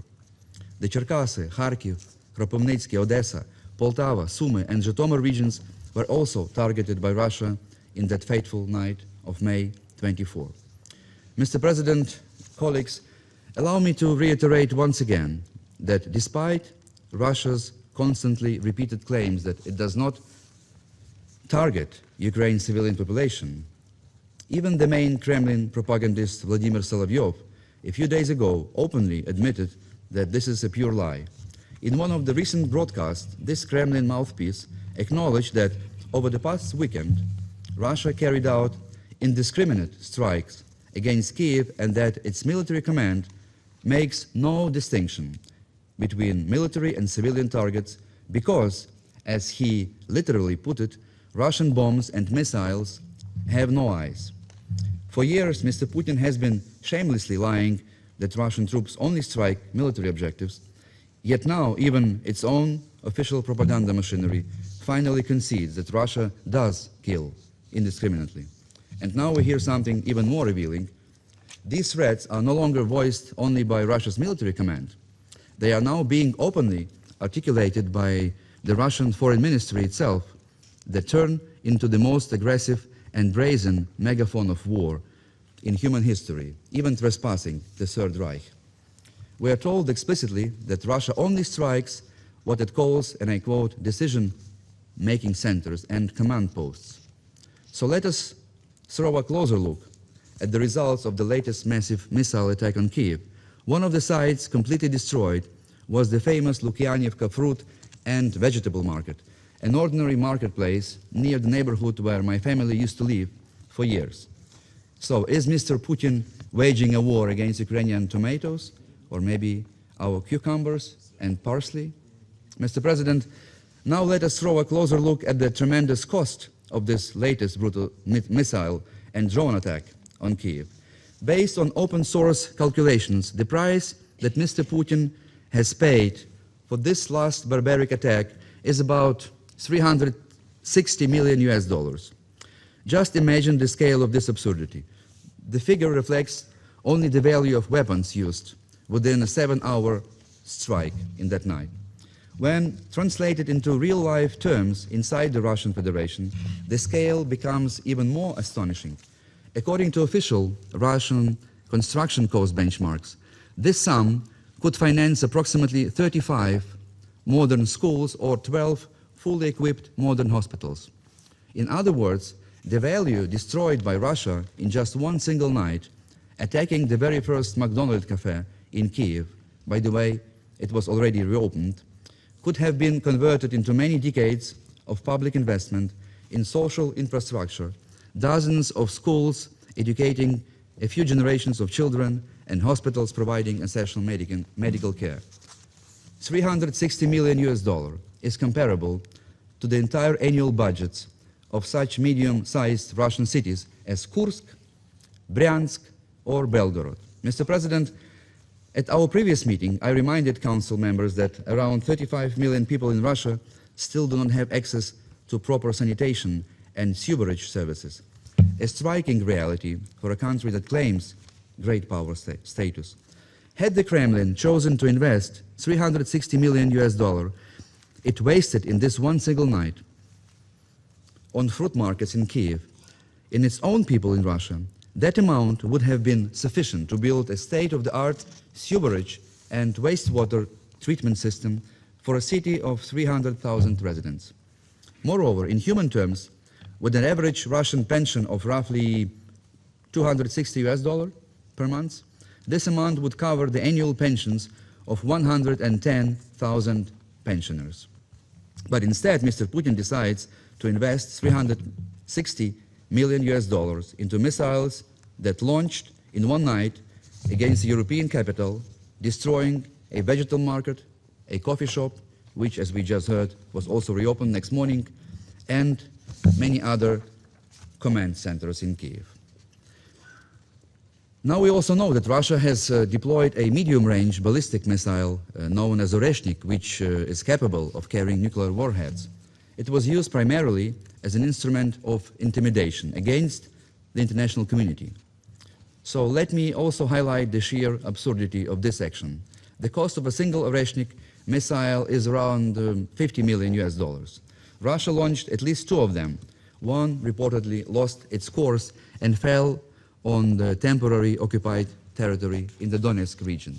The other reached the area near Bila Tserkva, just outside Kiev, where it detonated in the air. And if one assumes that the intended target was the so-called decision-making center, then the result of this precision strike, Mr. Nebenza, was the destruction of a few old garages in a garage co-op, as well as an old fence on the outskirts of Bila Tserkva. This is yet another clear illustration of how Mr. Putin is recklessly squandering billions of dollars on weapons that achieve no military effect, while these enormous resources could have been and should have been used for the benefit of his own population. But who cares about ordinary people in Russia? Mr. President, we are closely monitoring Russia's activities aimed at further involving Belarus in aggression against Ukraine. This is another disturbing issue and another new threat that I would like to turn the attention of this Council. The Lukashenko regime has effectively surrendered its sovereignty, allowing its territory, military infrastructure, and airspace to be used by Moscow. Under growing Kremlin pressure, Belarus is being pushed toward deeper involvement in the war, including through mobilization measures, deployment of advanced missile systems, and nuclear-related exercises, thereby posing a new, unprecedented threat not just to Ukraine, but to European security. Ukraine hopes that Belarus will not start an invasion from its soil. But there should be no doubt that Ukraine will defend itself in strict accordance with Article 51 of the Charter. Any attack from the north will trigger an immediate and decisive response, and the regime in Minsk will face devastating consequences. We therefore urge the Security Council to increase pressure on both Moscow and Minsk to prevent this new escalation of war. Mr. President, to conclude, first, Ukraine calls again on our European and our American partners to multiply their air defense assistance at least tenfold. The alarming new scale of Russia's aerial terror requires a response of an entirely different magnitude. We need to better protect the skies over our cities. We need to better protect and save civilian lives. Second, we once again urge all UN member states to take robust unilateral measures to deprive Russia's war machine of its financial lifeline. Every loophole that remains open, every sanction left unenforced, and every source of revenue left untouched enables the Kremlin to prolong its war of aggression. Third, I would like to appeal to the members of this Council, an appeal that I have repeated at every single meeting for the past year. It is time for the Security Council to pass a resolution demanding an immediate, unconditional ceasefire, as well as the release of all prisoners of war and all unlawfully detained civilians under an all-for-all exchange formula. And last but not least, it is time to find an elegant but effective way to deprive Russia of its permanent seat of the Council, which it obtained, or better to say hijacked, under very dubious legal grounds. Mr. President, Russia is bending over backwards to portray itself as the victim of a war that it alone chose to start. The Kremlin is desperately trying to shift attention away from its aggression and to present the consequences of its own criminal actions as somebody else's responsibility, like in Starobilsk. But the reason for Moscow's panic is clear. Ukraine's deep strikes against legitimate military targets are not only changing the dynamics on the battlefield, they are inevitably eroding Russia's economic ability to sustain its criminal war machine. So I would like to give an advice to Mr. Nebenza, traditionally in Russian. Не бомбите и не бомбимы будете. Из народного послания к болотянам. Don't bomb, and you will not be bombed in return. I thank you. 感谢乌克兰代表的发言。俄罗斯代表要求再次发言。我现在请他发言。Господин председатель, я всегда очень внимательно слушаю украинского паспреда, даже когда я использую смартфон, который я использую не для компьютерных игр, а по деловым нуждам. Я думаю, что вряд ли он может обвинить меня в обратном. Я всегда присутствую на его выступлении. Не могу сказать, что я испытываю удовольствие, слушая его, но тем не менее я никогда не покидаю зал, пока я его не выслушаю. Сегодня речь идет не о сарказме и иронии, которая переполняла паспреда Украины. Речь идет о другом, что все это выглядело как достаточно жалкая попытка оправдать то, что произошло в ночь на 22 мая в Старобельске.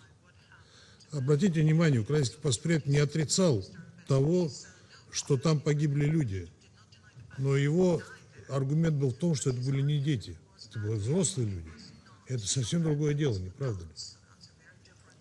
Ну уж его слова насчет сфабрикованного нарратива по поводу сожжения 45 человек в Одессе в мае 2014 года, это, конечно, находится за гранью. Вообще все это выступление, украинский паспред любит русские поговорки, и я тоже позволю себе употребить одну, что это все выглядело как в русской поговорке «на варе и шапка горит».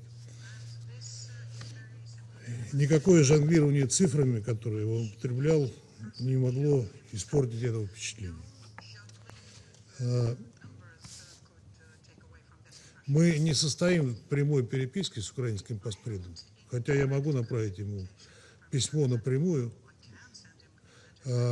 где я изложу факты о том, что реально произошло в Старобельске, и свидетельства тех людей, которые это видели своими глазами. Но если он не готов принять такое письмо от меня, я сделаю так, что он до него дойдет другими путями, через механизмы, которые предусмотрены как в Совете Безопасности, так и в Генеральной Ассамблее. Ждите ответа. Благодарю вас.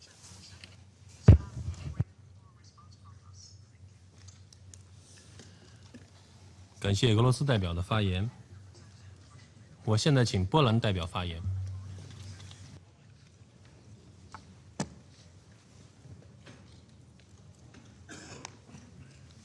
Thank you, Mr. President. We thank China for convening this urgent Security Council meeting in response to the latest escalatory chapter in Russia's aggression against Ukraine. We also thank Secretary General for his presence in this briefing, and of course the ADG Chiari for his briefing. Mr. President, unable to achieve decisive battlefield results after more than 4 years of the war, Russian leadership has once again resorted to deliberate intimidation of civilians, revealing not strength but growing desperation. Poland strongly condemns the barbaric Russian attacks on Kyiv on May 24th. Targeting civilian areas and infrastructure is unacceptable. Russia's latest mass attack, including was just been confirmed today by the Russian delegation, including the use of the Oreshchi nuclear-capable ballistic missile against homes, schools, museums, and cultural institutions, constitutes an act of state terrorism, plain and simple. None of these targets were either legitimate or incidental. This is a pure terror. And if Russia, as it claims, are targeting military objects, but in fact hitting schools, that may be even more disturbing. The severe damage inflicted on more than 10 cultural, educational, and religious institutions represents not only the physical destruction, but the direct assault on the Ukrainians' heritage and identity. It is a clear violation of the commitments undertaken by Russia under the UNESCO Constitution and was rightly condemned by the UNESCO's statement.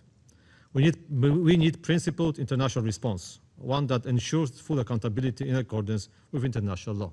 Mr. President, we continue to hear from Russia, including in this Council, that is conducting the so-called special military operation. It is clear that it is not the case. What Russia has been carrying out is an illegal war of aggression, and it's not limiting itself to military targets instead of attacking indiscriminately.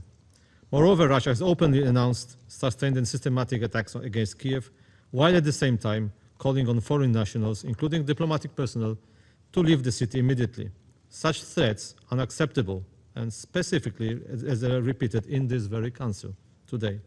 Threatening embassies and diplomats constitutes a flagrant violation of one of the most fundamental international treaties, the Vienna Convention on Diplomatic Relations. The international community cannot ignore this conduct. Russia's unlawful actions further undermine its credibility as a permanent member of this Council. It continued a blatant disregard for the fundamental principles of the UN Charter, and it's shameful. Regrettably, we see no indication that Russia is prepared to engage in genuine peace process. Instead, attacks aimed at spreading fear and despair are intensifying. Mr. President, if we allow terror to pass without consequence, we erode the very foundations of this Council and of the United Nations. Accountability is not an optional, it's essential. We call on Russia to immediately cease its unjustified and unlawful aggression and to comply fully with its international obligations. Thank you. 感谢波兰代表的发言。我现在请罗马尼亚代表发言。 Thank you very much, Mr. President. Romania aligns with the statement of the European Union. I would like to thank the Secretary General for his clear message in favor of peace. Mr. President, we strongly condemn Russia's latest appalling attacks against civilians and civilian infrastructure in Ukraine. Just last week, the majority of those speaking in the Council insisted once again for a ceasefire and a just and lasting peace. The combined missiles and drones attack on the night of 23rd, 24th of May was one of the largest and most devastating recorded to date against Ukraine and its capital city, Kyiv. The reported use of an Orezhnik intermediate-range nuclear-capable ballistic missile in Russia's latest attacks, for the third time since the start of the invasion, as we heard from ASG Chiari, is a dangerous escalation and a matter of concern for international security and stability. As heard also from the briefers today, these indiscriminate attacks have again killed and injured innocent people. Residential areas were among the hardest hit. We reiterate our heartfelt solidarity with Ukraine and its people in these difficult moments. The deliberate targeting of civilians and civilian infrastructure once again is unacceptable and must stop immediately. President, the threats issued by the Russian Foreign Ministry to foreign embassies and foreign diplomats to leave Kyiv represent a serious and irresponsible escalation violating international law. We will not be intimidated and we will maintain our diplomatic presence in Ukraine and Kyiv. The real intent behind such escalations and threats is to scare and to coerce. This reflects an incremental pattern of deliberate intimidation accompanied by misleading narratives blaming European countries. It also includes unacceptable threats of the use of force against sovereign states, as we heard last week in this Council, involving a member of this Council, continued drone intrusions in the sovereign airspace of neighbors of Ukraine, and reckless attacks in the close proximity of Ukraine's border with these states, including my own country, Romania. We have registered already too many instances of irresponsible nuclear saber rattling since the start of its invasion, and we reject such threats. The status of permanent member of the Security Council and of a nuclear weapon state requires the highest level of responsibility.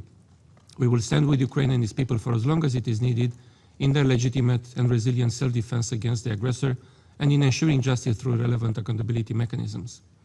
President, our ultimate goal remains upholding the principles enshrined in the UN Charter. The open debate this week reinforced this loud and clear. We reiterate our support for Ukraine's independence, sovereignty, and territorial integrity within its internationally recognized borders. The aggression against Ukraine must cease. Russia must agree to an immediate, full, and unconditional ceasefire and to meaningfully engage in negotiations towards a just and lasting peace. And I would like to support the call of the Ukrainian President, the Ukrainian Ambassador, on the resolution of the Security Council to this effect. Thank you very much. 感谢罗马尼亚代表的发言。我现在请芬兰代表发言。Thank you, Mr. President. I have the honor to deliver this statement on behalf of the Nordic countries, Denmark, Iceland, Norway, Sweden, and my own country, Finland. Civilians and civilian infrastructure have been repeatedly hit by Russia in its war of aggression against Ukraine for more than 4 years already. Last Saturday, civilians in Ukraine were looking forward to a night of rest and recuperation.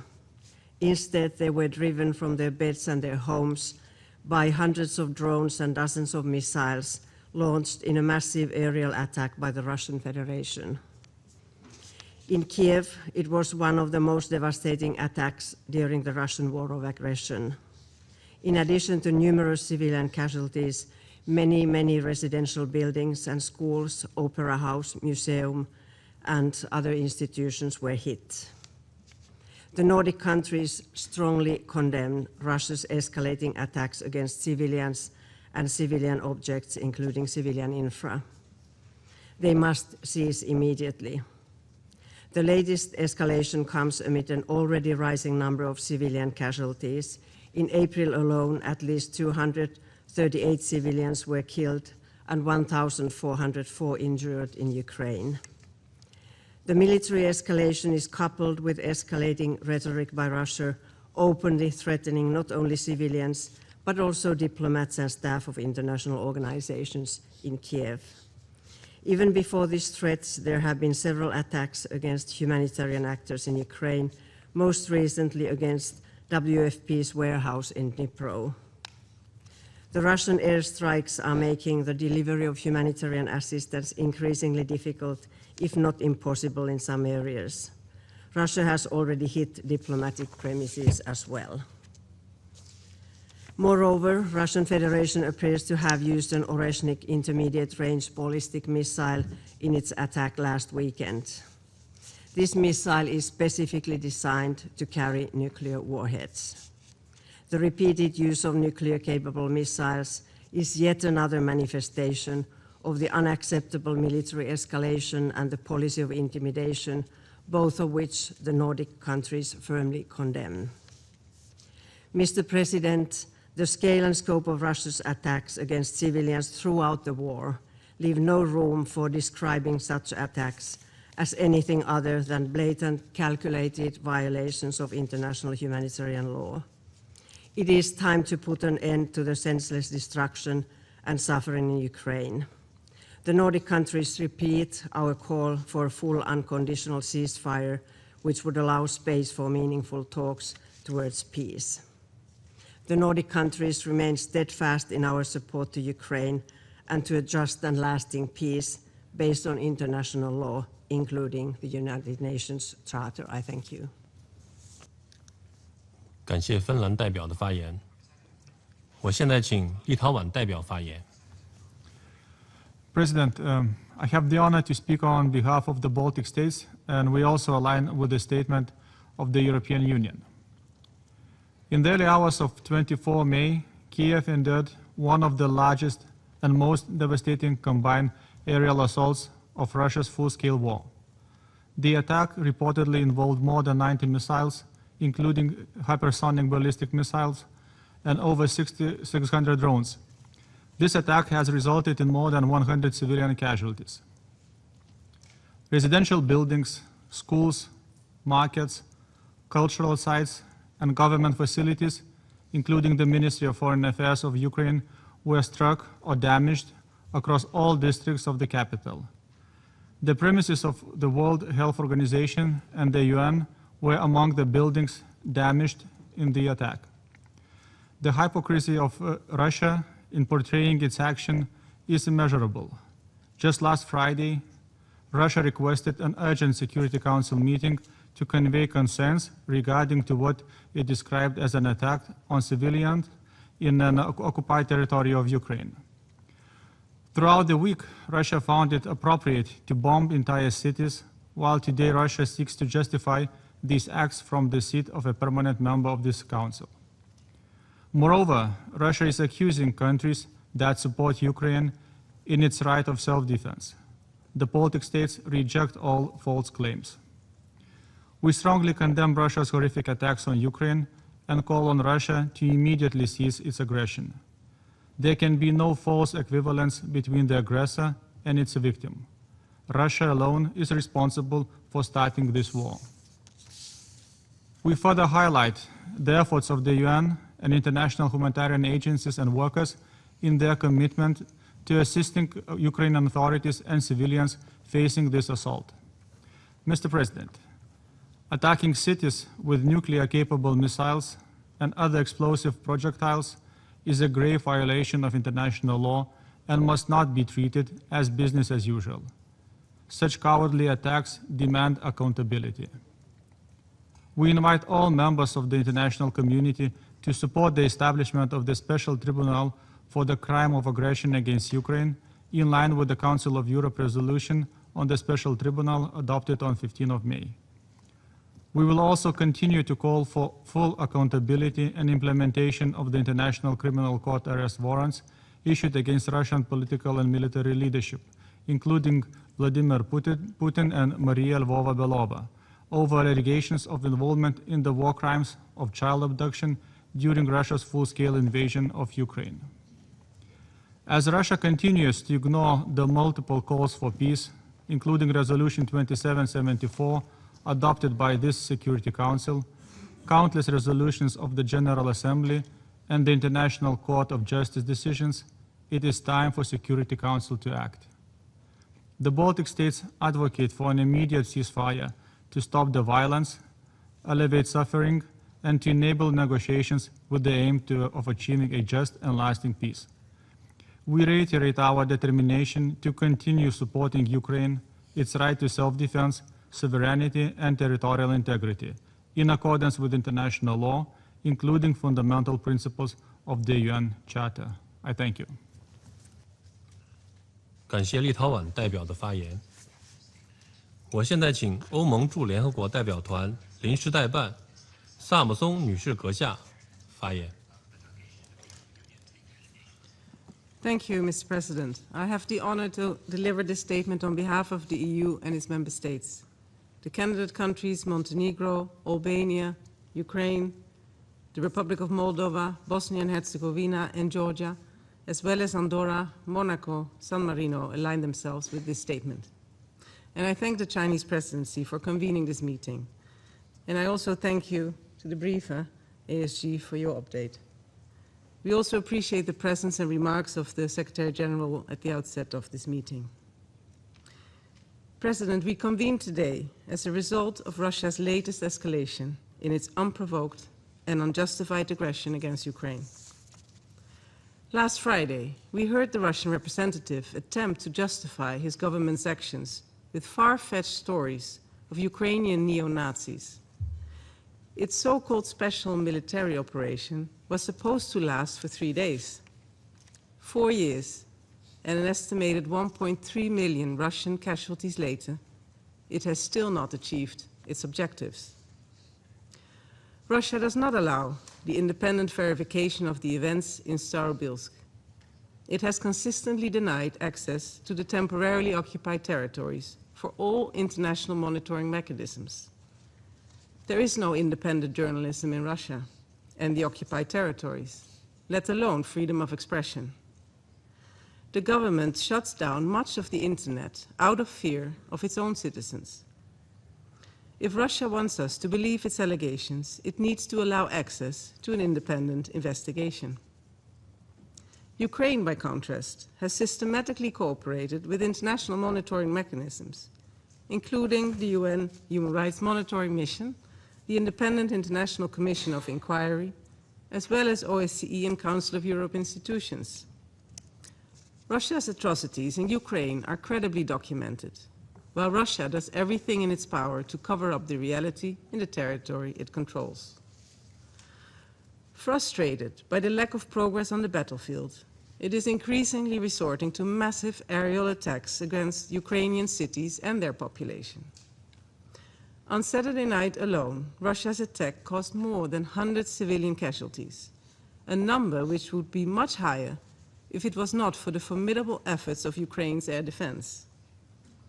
Among the buildings damaged by Russia's horrific attacks were religious and educational facilities, a wastewater treatment plant, international media outlets, the National Art Museum, the Chernobyl Museum, the Kiev School of Economics and the Kiev Opera.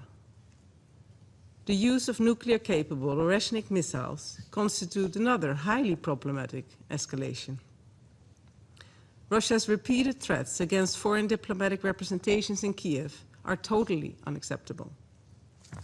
Russia's hypocritical claims that it targets military objectives ring hollow once again. In recent days, Russia has further debased itself, hitting warehouses of WFP and UNHCR in Dnipro, killing 2 humanitarian workers and destroying millions of euros worth of humanitarian supplies for people on the front line of its war of aggression. And let me therefore repeat, international humanitarian law must be respected. All attacks against humanitarian personnel and objects, civilians and civilian infrastructure must cease. President, the EU supports a full, unconditional and immediate ceasefire, as well as a comprehensive, just and lasting peace in Ukraine, in line with international law, the UN Charter and relevant UN resolutions.